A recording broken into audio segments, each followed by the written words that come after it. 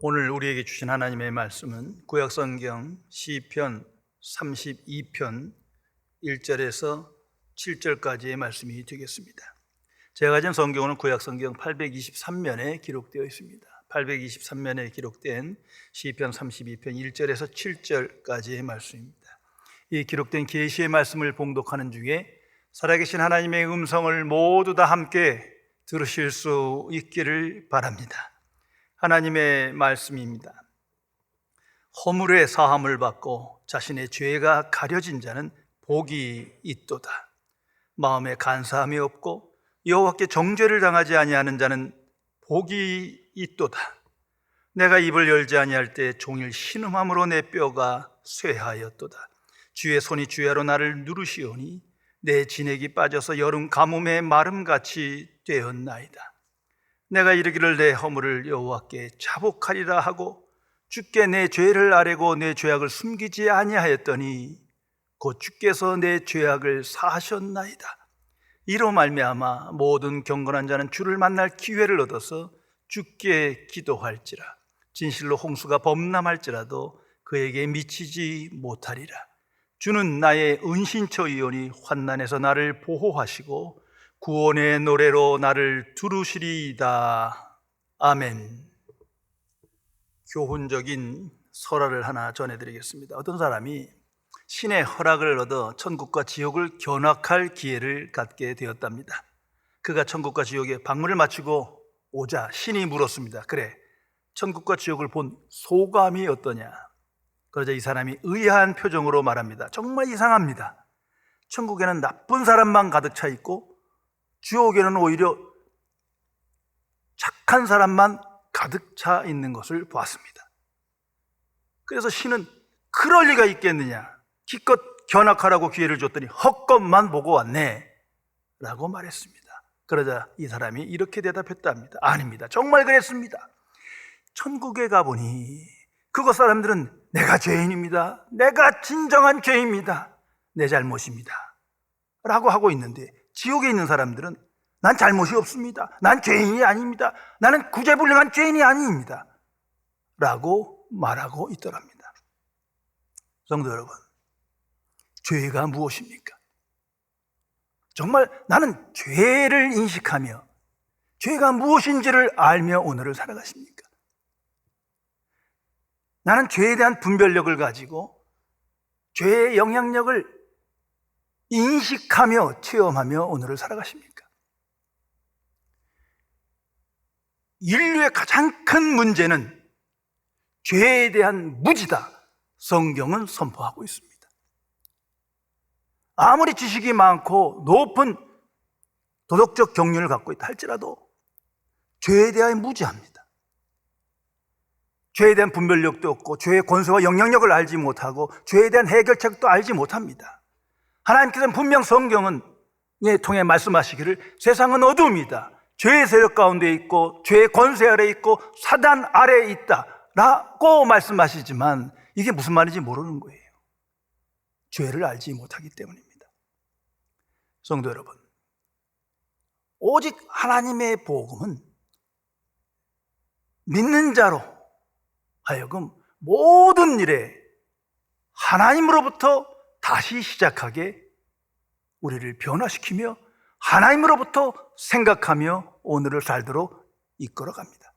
그래서 오직 복음만이 죄가 무엇인지를 깨닫게 해줍니다.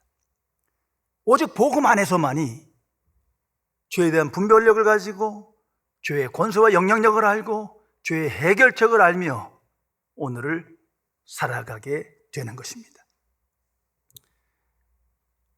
불신자들의 삶을 생각해 보세요. 오늘 시대의 삶을 한번 깊이 고찰해 보세요. 구원의 필요성을 점점 더욱더 안 느낍니다. 정말 기도하며 복음을 전한들 구원의 필요성을 느끼지 못해요. 그러니까 복음이 받아들여지지 않는 거예요.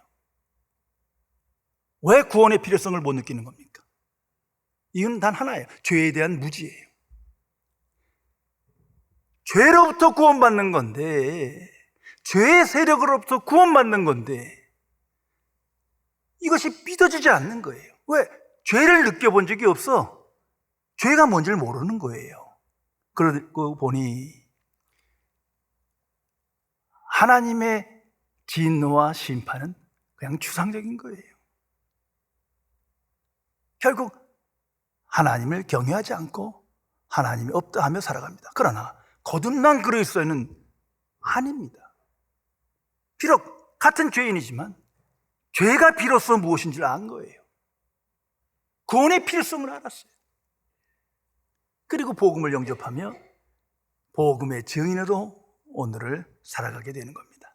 자, 죄라는 걸 한번 이렇게 생각해 보세요. 죄가 무엇인가? 성경이 말해주는 죄의 역사는 참으로 매력적이고 사람을 끌어당기는 힘이 있는 겁니다. 그래서 인간이 죄에 굴복하는 거예요. 만일 죄라는 것이 악마의 모습을 하고 우리에게 온다면 다 도망가고 말 거예요. 그런데 사탄의 모습이 아니라 천사의 얼굴을 하고 빛으로 가장하고 아주 인격적으로 친근하게 다가와요. 그러니까 관심이 생기고 사람들의 인기를 끌게 되는 거예요. 그래서 성경 최초의 죄 사건으로 선악과 사건을 자세히 기록하는 겁니다. 하나님께서 창조하시고 모든 것을 인간에게 허락하셨어요. 다스리는 권세를 주셨어요. 그러나 딱 하나, 선악과 나무는 금하셨어요. 열매를 따먹지 마라. 그런데 시간이 지나면서 이 열매가 너무 아름답게 보이는 거예요. 그래서 기록했지 않습니까? 먹음직하고 보암직하고 탐스럽기까지 한 거예요. 그래서 따먹은 거예요. 아니, 이게 흉측하게 보이면 따먹겠습니까? 다른 것보다 더 매력적이야. 그거 따먹고 죄진 거예요. 자, 여기서 죄의 권세, 영향력을 삶의 차원에서 한번 생각해 보세요. 딱 두 가지입니다. 해야 할 것을 하지 않는 게 죄인 거예요.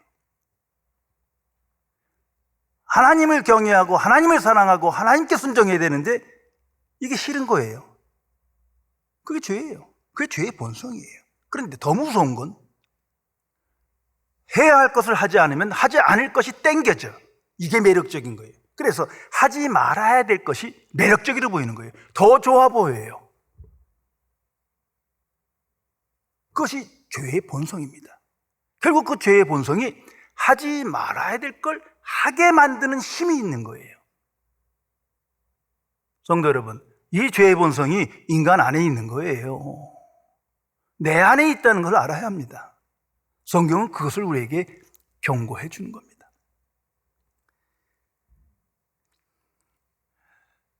오늘 현대인을 풍자한 유머입니다. 어느 날 마귀가 하나님 앞에서 풀이 죽어 앉아있더랍니다. 그래서 하나님이 물었어요. 마귀야, 왜 오늘 이렇게 풀이 죽어 있느냐 했더니 마귀가 하는 말이, 하나님 말도 마세요. 저 요즘 너무나 따분해요. 그래서 하나님께서 따분하다니, 내가 하는 일이 사람들을 유혹하여 부지런히 죄짓게 하는 건데 얼마나 할 일이 많겠냐 너는. 마귀는 한숨을 지며 이렇게 대답했답니다. 물론이죠. 저도 그렇게 해서 한때 많은 성과를 올렸습니다. 그런데 지금은 다릅니다. 옛날엔 제가 유혹해야 사람들이 죄를 지었는데 요즘은 제가 유혹하기도 전에 사람들이 먼저 죄를 져서 제가 할 일이 없어요. 그러니 제가 얼마나 따분하겠습니까? 참 의미 있어요. 영적으로 하나님의 관점으로 보면 오늘 이 시대는 참으로 무감각한 죄의식을 갖고 있는 세대입니다. 불행하게도 많은 교인들조차도 여기에 물들어서 불신자와 별로 구별이 안 돼. 그런 죄의식을 가지고 살아가는 거예요. 그 결과가 어떻게 나타납니까? 죄라는 말을 듣기를 싫어해. 이 죄는 심각하게 다루어야 할 것인데 모든 문제의 근원이라고 말하는데도 불구하고 죄라는 말은 듣기가 싫은 거예요. 심각하게 다루기를 꺼려해요. 그게 죄의 본성이에요. 그러다 보면 하나님의 말씀인 성경이 나로부터 멀리 가 있습니다. 가까이 하지 않는 거예요. 오직 성경만이 죄가 무엇인지를 알려주며 죄의 본성을 알려주며 죄의 해결책을 알려주는데, 오직 성경만이 죄로부터 멀리 떠나 살게 해주는 능력이 있는데 가까이 하지 않는 오늘 이 시대의 모습을 보게 됩니다. 성도 여러분, 하나님의 사람 다윗, 참 놀라운 믿음의 사람입니다. 그는 진정한 참회자입니다. 다윗 같은 진정한 참회자, 아마 신약 성경의 사도 바울 정도일 거예요. 그는 죄가 무엇인 줄 알았으며 죄를 항상 인식했으며 죄의 권세와 영향력을 알고, 그래서 하나님 앞에 항상 나와 엎드려 기도하며 참회자로 살았습니다. 그래서 하나님께서 그에게 복을 주시어 하나님과 바른 관계를 갖고 형통한 자로 세상을 살게 인도하셨습니다. 시편 32편, 다윗의 참회 시편입니다. 시편 150편 중에 7개의 참회 시편이 있는데 그 중에 하나입니다. 성도 여러분, 나는 다윗과 같은 그러한 참회자로 사조의 은총에 확신을 가지며 하나님의 은혜를 감사하며 기뻐하며 그 은혜의 응답적 삶을 살아가십니까? 죄에 대하여 무지한 자는 하나님과 함께 할 수가 없어요. 아무리 주여 주여 해봐야 하나님 그렇게 멀리 계신 분이 아니잖아요. 죄가 가로막고 있는 한 하나님과 함께 할 수가 없는 거예요. 하나님과 바른 관계를 맺을 수가 없다는 사실을 알아야 합니다. 하나님의 사람 다윗은 죄에 민감합니다. 그가 죄 중에 있을 때 겪은 죄책감, 죄의식이 오늘 성경에 간단하게 기록됩니다. 3절에 이렇게 말합니다. 내가 입을 열지 아니할 때 종일 신음함으로 내 뼈가 쇠하였나이다. 종일 신음함으로 내 뼈가 쇠하였나이다. 이게 죽음에 이르는 질병이어야 이 정도 겪는데 영적으로 이 고통을 몸으로 체험했다는 거예요. 그리고 4절에 이렇게 말합니다. 주의 손이 주야로 나를 누르시오니 내 진액이 빠져서 여름 가뭄에 마른같이 되었나이다. 하나님의 진노가 내 안에 느껴지는 거예요. 이런 고통을 그는 고백하고 있습니다. 성도 여러분, 다윗은 항상 하나님 앞에 살아간 자예요. 하나님 임재를 갈망하며 하나님과 동행한 사람이에요.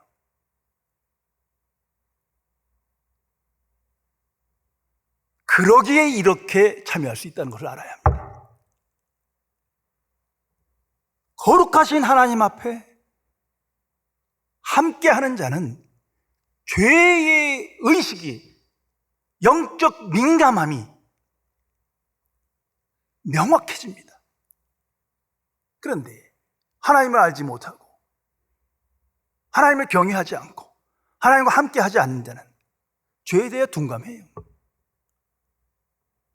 죄의식이 없어요.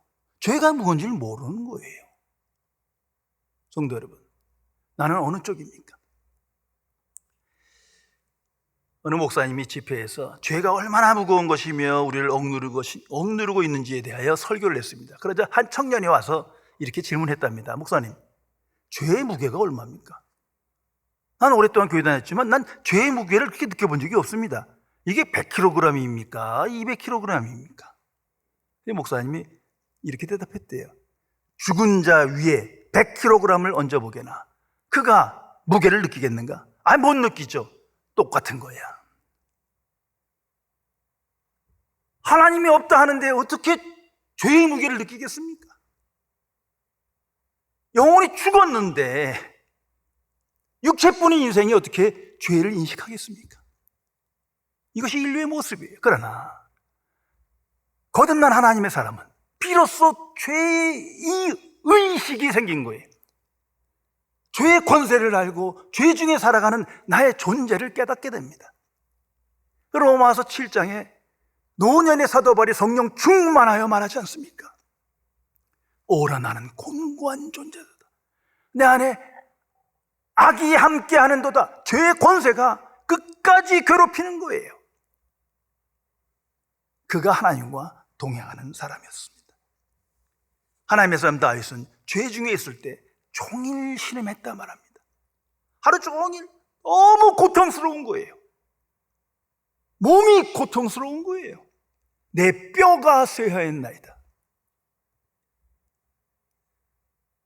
이런 체험이 있으십니까? 다윗은 죄의 권세 아래에 내가 살고 있고 내가 죄 중에 있음을 알며 정말 미천한 죄의 힘을 깨달아 그 죄의식 속에 진정한 참회를 하게 됩니다. 이 사람이 영적인 사람입니다. 영이 다시 살았어요. 여기에 바로 성령의 역사가 있는 겁니다. 그러나 불신자들을 보세요. 애매모호하게 신앙생활하는 사람 보세요. 죄가 뭔지 몰라요. 죄에 대한 설교를 좋아하지 않아요. 남 얘기 하나보다 생각해요. 그 죄라는 단어가 점점 사라져가요. 대신 실수, 과오, 잘못, 때로는 나의 연약함, 그 과정 속엔 은근히 죄를 정당화하는 거예요. 나는 그처럼 미천한 죄인이 아니다라는 걸 지금 말하고 싶은 거예요. 그러나 거듭난 그리스도인은 오직 십자가 복음 앞에 예수 그리스도를 생각할 때마다 나는 그 은혜를 감당할 죄인입니다. 하지 못할 죄인입니다. 아니 정말 내가 죄인입니다. 고백하게 됩니다. 완전히 다른 차원의 삶을 살아가게 되는 겁니다. 성도 여러분, 은혜라는 것이 바로 이거예요. 동일한 은혜가 주어지지만 은혜가 은혜되는 사람은 죄가 무엇인지 알아요. 은혜의 본질은 죄로부터 구원이거든요. 영적으로 살아있는 거예요. 그때 영적 민감함 속에 죄의식, 죄책감, 죄의 무게, 죄의 권세, 죄의 영향력, 이것을 느끼고 이해하고 체험하게 돼요. 그때 은혜를 체험했다 말할 수 있어요. 정말 추상적인 은혜가 아니라 실제적인 은혜, 그 속에서 참으로 감사하고 기뻐합니다. 그리고 살아계신 하나님의 영광을 찬송하게 되는 겁니다. 그런데 죄의식이 없어. 죄의 영향력을 알지 못해. 그냥 밋밋해. 은혜가 은혜 되겠습니까? 끝내 은혜를 알지 못하는 거예요. 자, 이제 생각해 보세요. 십자가를 바라보며 무감각하다면 그 순간 은혜가 은혜 되지 못하는 거예요. 충만한 은혜가 저 안에 있는데 왜 못 느낍니까? 왜 체험하지 못합니까? 죄가 뭔지를 몰라서 그래요. 아직도 그 죄의식이 내게 있지 않아. 있었는데 사라졌어. 죄의 권세 아래 있다는 것이 느껴지지 않는 거예요. 성도 여러분, 하나님의 은혜와 죄의식은 정비례합니다. 하나님의 현존과 죄의식은 정비례합니다. 거룩하신 하나님, 빛 대신 하나님을 내가 정말 고백하고 믿음으로 확신한다면 제일 먼저 내가 느끼는 통찰과 이해력과 체험은 죄에 대한 무엇입니다. 그럴 때 우리는 참회할 수밖에 없는 거예요. repentance, 참회입니다. 오직 하나님 앞에 엎드려 참회하게 됩니다. 죄란 하나님과의 관계에서 인식되는 것이기 때문이에요. 이건 참으로 영적인 겁니다. 영적인 사람만이 진정한 참회를 하며 오늘을 살아갑니다. 그래서 다윗은 5절에 이렇게 기록하고 있습니다. 내가 이르기를 내 허물을 여호와께 자복하리라 하고 내가 주께 내 죄를 아뢰고 내 죄악을 숨기지 아니하였더니 곧 주께서 내 죄악을 사하셨나이다. 하나님 앞에 정말 자복하고 아뢰고 숨기지 아니하였다. 내 모든 죄를 숨기지 아니하였다. 이것이 다윗의 정직이에요. 하나님이 보시는 중심이에요. 그래서 다윗이 복을 받는 거예요. 저는 깊이 생각할 문제인데 이 다윗의 참회 7편을 깊이 상고해 보면요, 우리와 다른 하나가 나타나요. 이게 뭐냐면, 죄를 참회하면서 앞으로 나는 절대 이 죄를 범하지 않겠습니다. 앞으로 나는 결단할 겁니다. 날 한 번만 믿어주세요. 이런 얘기가 없어요. 왜? 자기가 누군지를 알기 때문이에요. 그냥 제가 아는 내 죄를 참회할 뿐이에요. 아주 깨끗한 마음입니다. 하나님께서 그를 기뻐하시는 거예요. 성도 여러분, 진정한 참회는 오직 하나님으로부터 오는 겁니다. 하나님을 아는 지식으로부터 오는 거예요. 하나님을 모르는 자는 참회할 수가 없어요. 전지전능하신 하나님이 모든 것을 아신다. 그 순간 참회할 수밖에 없는 거예요. 거룩한 하나님, 빛이신 하나님, 진리이신 하나님, 그 앞에 참회할 수밖에 없지 않습니까? 그런 거로 참회는 하나님의 은총입니다. 하나님을 아는 지식을 주시지 않으면, 그 지식을 믿는 마음을 주시지 않으면 참회할 수가 없는 거예요. 그래서 은혜라는 거예요. 성령의 역사가 바로 여기 있습니다. 성령의 역사 안에서만 우리는 참회할 수 있습니다. 그리고 진정한 참회는 하나님에 대한 응답입니다. 하나님의 은혜와 진리와 사랑에 대한 응답이에요. 믿기 때문에 참여할 수밖에 없는 거예요. 믿음의 결과입니다. 신약 성경에 보면 참으로 비참한 인생을 살아간 말로로 두 사람이 나타납니다. 한 사람이 가룟 유다예요. 그는 예수님께로부터 선택받은 자예요. 그는 누구보다도 하나님을 사모했고 경외했습니다. 그래서 그 많은 사건을 다 겪으면서 예수님을 따르는 사람이었어요. 그런데 어느 순간 예수님을 팔아넘깁니다. 그 마음속에서 이스라엘 번영과 많은 생각을 했겠지만 예수님이 십자가 지신다고 하니 예수님을 팔아넘깁니다. 그때도 회개하지 않아요. 더 비참한 건 팔아넘긴다면에도 그래도 회개하면 되는데 회개하지 않아요. 그냥 자살하고 죽어버려요. 그래서 성경은 멸망의 자식이라 하지 않습니까? 얼마나 비참합니까? 참회? 아무 때나 하는 게 아니에요. 하나님의 은혜로 그 때를 놓치면 결국 가룟 유다처럼 되는 거예요.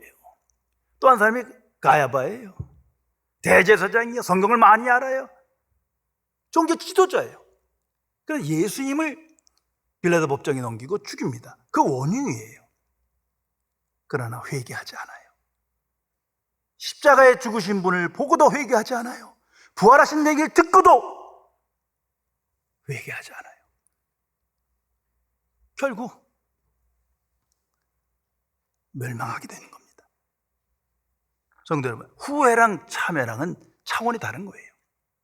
후회란 사람 앞에서 양심의 가책을 느끼는 거예요. 뉘우침이에요. 그러나 참회는 하나님 앞에서 하나님을 인식함으로써 가능한 것입니다. 하나님께 죄를 고하는 거예요. 모든 종교에 참회가 있고 참회의 기도문이 있어요. 아주 그럴듯해요. 불교에도 108 참회 기록 있잖아요. 저 기도문 줘갖고 제가 써갖고 책상에 붙여놓은 적도 있었어요. 뭐가 다를까? 저건 우상 앞에서, 사람 앞에서 하는 양심의 가책이고, 그러니까 가장 이성적인 그런 호소력이 있어요. 그러나 그 중심엔 하나님이 없어요. 하나님 앞에서 하는 행위가 아니에요.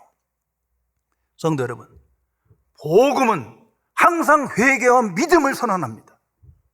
예수님의 복음 선포를 보세요. 처음부터 회개하라, 하나님 나라 가까웠니라, 복음을 믿으라. 회개와 믿음이에요. 이 방식을 따라 사도들도 똑같은 방식으로 전합니다. 먼저 회개해요. 먼저 믿으라가 아니에요. 회개하라야. 그리고 복음을 믿으라. 종교개혁자도 그 진리를 발견하고 회개하라, 그리고 복음을 믿으라 전합니다. 우리도 마찬가지입니다. 하나님 앞에 회개해야 합니다. 회개하고 믿음으로 하나님께 돌아오세요. 이것이 전도입니다. 항상 회개가 먼저입니다. 하나님을 인식함으로, 정말 하나님을 믿을 때 가장 먼저 일어나는 것이 회개요, 참회입니다. 복음 안에 살아가는 자는, 복음의 증인은, 하나님의 현존을 갈망하는 자는 항상 참회자로 살아갈 수밖에 없는 겁니다. 그가 복 있는 사람입니다. 1세기에 어떤 랍비의 이야기입니다. 한 랍비가 제자들에게 늘 이렇게 강조했답니다. 죽기 하루 전에 회개하라. 죽기 하루 전에 회개하라. 이 말이 너무 이상해서 제자들이 한번 물었어요. 아, 스승님, 죽기 하루 전이 뭡니까? 언제 죽을 줄 알고 하루 전에 회개합니까? 내일 죽습니까? 1년 뒤에 죽습니까? 랍비는 말합니다. 죽기 하루 전에 회개하라는 말은 두 가지 의미가 있다. 먼저는 당장 회개하라는 거다. 언제 죽을지 모르니까. 또 하나는 내일 죽을 수도 있으니 최후 의식을 갖고 가치 있게 살라는 뜻이다. 성도 여러분, 하나님께서 참회자를 기뻐하십니다. 그에게 복을 주십니다. 사죄의 은총을 더하십니다. 그래서 다윗은 그 은혜를 체험하고 이렇게 찬양하며 기도하며 고백하고 있습니다. 1절의 말씀입니다. 허물의 사함을 받고 자신의 죄가 가려진 자는 복이 있도다. 성도 여러분, 누가 복 있는 자입니까? 죄 사함을 받은 자가 복 있는 자예요. 왜? 하나님과 바른 관계를 맺고 하나님의 은총을 누린 자가 됐기 때문이에요. 더 나아가서 그는 고백합니다. 마음에 간사함이 없고 여호와께 정죄를 당하지 않는 자는 복이 있도다. 정말 하나님을 인식하면, 전지전능하신 하나님을 믿는다면 꽁수를 부릴 수 있겠어요? 다 토할 수밖에 없죠. 하나님 앞에선 알고 지은 죄, 모르는 지은 죄까지 다 나올 수밖에 없는 거예요. 정직한 자는 복이 있도다. 이것이 다윗의 믿음이요, 체험이요, 신앙 고백입니다. 자, 다시 한번 생각해 보세요. 그는 죄를 의식할 때, 자기가 죄를 지었을 때 종일 신음했다. 뼈가 살 만한 고통을 느꼈다 말합니다. 이제 여기로부터 치유된 거예요. 평안을 회복한 겁니다. 그리고 주의 손이 주야로 나를 누르시니이다. 주의 심판이, 진노가 내게 무겁게 다가옴을 느끼며 고통스러워했어요. 그런데 그 진노로부터 자유해진 거예요. 그 무서운 무거운 죄책감으로부터 벗어났어요. 감사, 기쁨, 찬양으로 충만한 상태로 이런 기도문을 남기게 된 겁니다. 성도 여러분, 오직 참회자에게 뿐입니다. 이 놀라운 은혜의 체험은, 은혜의 복은 참회자에게 주시는 겁니다. 예수님께서 아마 다른 예배랑, 다른 교회 예배랑 가장 구별된 것이 이 참회의 기도의 시간일 거예요. 아니, 삼일째 하나님 앞에서 예배를 드리는데 어떻게 참회하지 않고 하나님 앞에 나올 수가 있는 겁니까? 참 그 무모함이 놀라워요. 있을 수가 없는 거예요. 정말 내가 하나님을 인식하고 하나님의 현존을 믿는다면 참여할 수밖에 없는 거예요. 누구에게 참여합니까? 삼위일체 하나님. 그 삼위일체 하나님의 은혜 안에 내가 있음을 알기에 해야 할 일을 하지 못한 것, 하지 말아야 될 것을 한 것을 참여하는 겁니다. 그럴 때 약속대로 하나님께서 사죄의 은총을 허락하십니다. 그리고 나서야 진정한 예배가 이루어지는 겁니다. 참회 없이, 사죄의 은총 없이 어느 누가 하나님과 함께 할 수 있겠습니까? 그 종교생활이에요.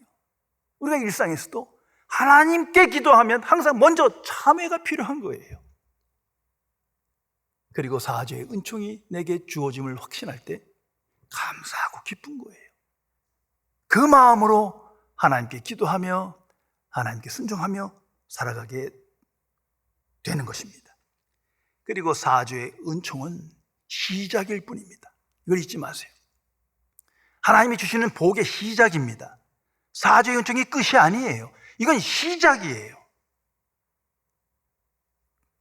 사죄의 은총이 주어져야 하나님께서 준비하신 내게 필요한 은혜가 내게 체험되는 겁니다.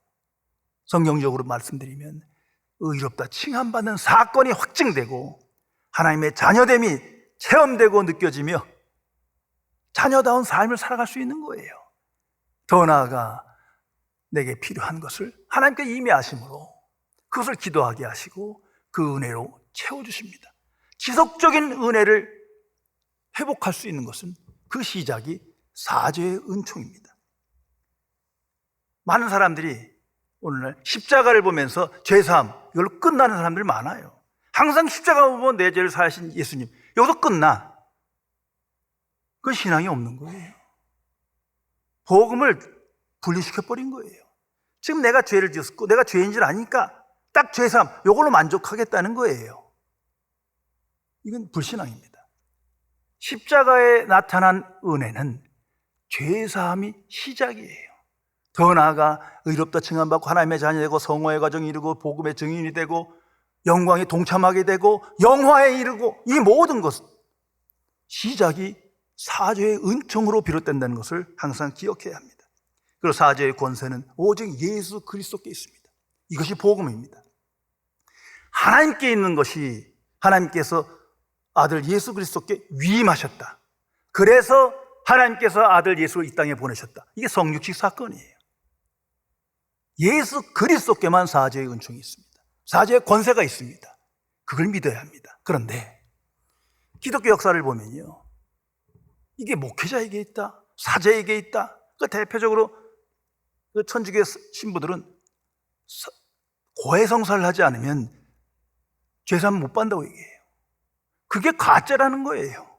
하나님의 영광을 가로채는 거예요. 복음을 훼손시키는 거예요.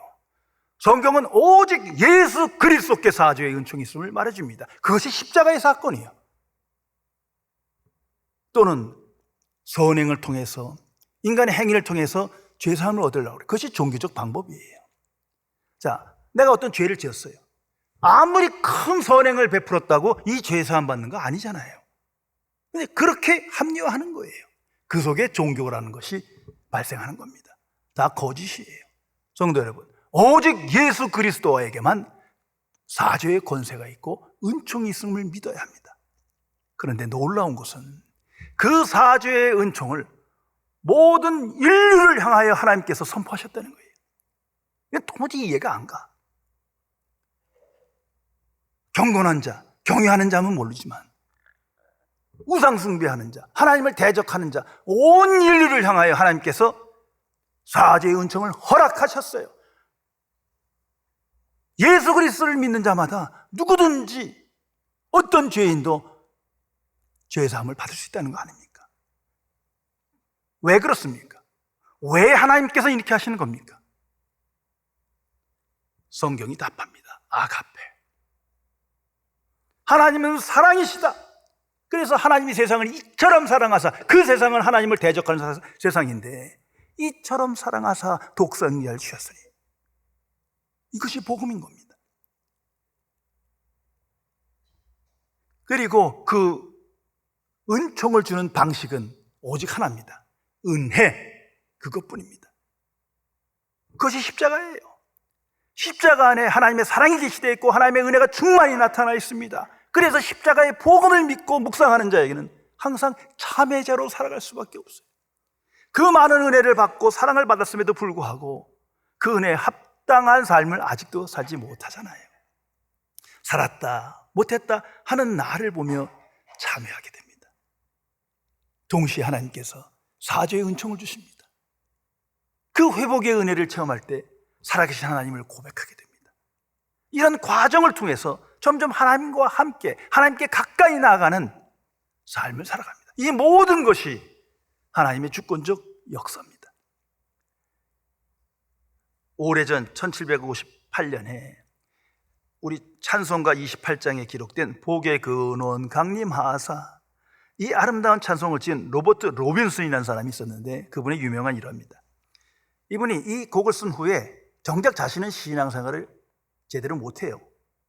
하나님으로부터 멀어졌어요. 그 이유는 많은 실패를 경험했고 큰 죄를 졌는데 이제 하나님께서 나를 사랑하지 않을 거다, 그런 생각을 하게 되고 교회를 떠난 거예요. 몇 년이 흘렀습니다. 어느 여름 밤에 마차를 타고 어느 여인과 함께 동행하며 지나가는데, 마침 교회 옆을 지나가는데 그 교회에서 저녁 예배 때 복의 근원 강림하사 이 찬송 소리가 들리는 거예요. 마차의 그 창문을 활짝 열었기에 그 소리가 생생하게 들려옵니다. 마음이 어떻겠어요? 울컥해갖고 엉엉 울었다는 거 아닙니까? 그 여인이 물었어요. 도대체 왜 우십니까? 그는 대답합니다. 저 찬송 제가 작사한 겁니다. 그리고 이렇게 고백했답니다. 내가 그 찬송 지을 때 누렸던 그 평안을 다시 되찾을 수만 있다면 내가 가진 모든 것을 바쳐도 아깝지 않을 것입니다. 성도 여러분, 분명히 기억하세요. 거듭난 그리스도인, 하나님 자녀, 완전한 자 아닙니다. 자신을 그렇게 생각하지도 말고 남도 그렇게 생각하지 마세요. 무슨 얘기입니까? 죄를 지을 수 있다는 거예요. 죄의 본성이 아직 남아있어요. 죄의 권세 아래 세상 속에 살아가기 때문에 넘어질 수도 있고 실족할 수 있어요.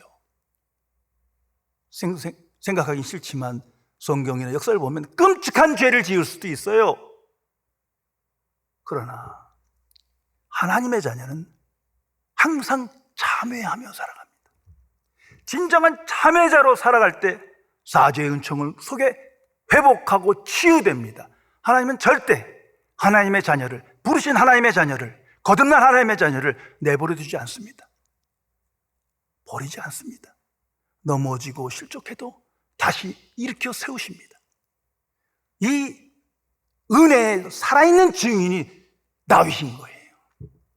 다윗 수많은 죄를 졌습니다. 원치 않는 범죄도 저질렀어요. 그런데 자신이 정직하게 하나님께 참여할 때마다 사죄의 은총이 누려졌고 내 안에 평안이 있고 기쁨이 있고 즐거움이 있는 것을 회복하는 것을 체험합니다.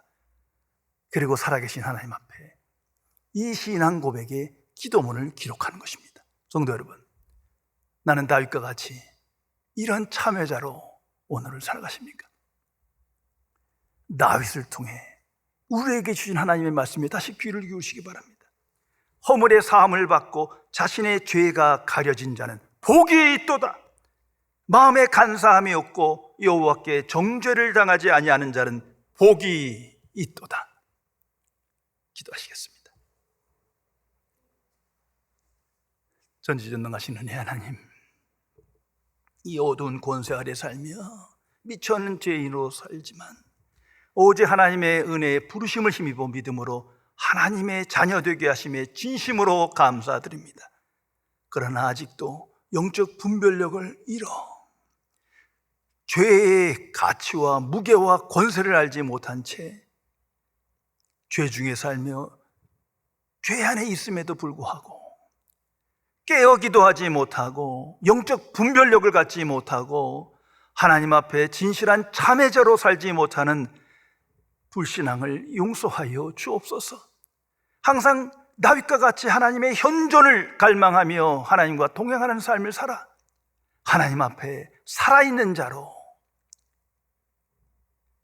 진정한 참회자로 사죄의 권세와 은총을 확신하며 누리는 자로 이 땅에서 복 있는 자로 형통한 삶을 살며 이 놀라운 하나님의 은혜의 증인으로 주께 영광을 돌리도록 지켜 주옵소서. 우리 주 예수 그리스도의 이름으로 간절히 기도드리옵나이다. 아멘.